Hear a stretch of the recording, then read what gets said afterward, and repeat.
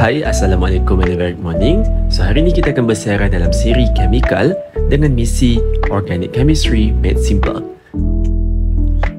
Seterusnya untuk soalan yang kelima, by using synthetic pathway, show the synthesis of methanoic acid from methane. So methane ada satu karbon je iaitu CH4. Dia nak jadi methanoic acid iaitu C double bond O, OH dan juga H. So kalau kita tengok bilangan karbon dia sama sahaja. So, bila tak ada pertambahan carbon chain, kita tak akan gunakan Grignard reagent. Kita tak akan gunakan CN. Pasal bilangan carbon dia sama. Jadi, daripada methane iaitu alkane, kita akan buat free radical substitution iaitu Cl2 in CH2Cl2 UV. So, hydrogen itu kita akan gantikan dengan Cl, CH3Cl. And then, Cl ini kita akan gantikan dengan OH, CH3OH. Lepas tu gantikan. And then kita akan oxidize pula guna KMnO4 H plus heat.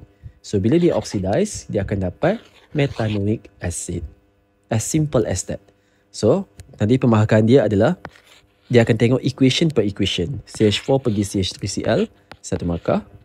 CH3Cl pergi CH3OH, satu markah.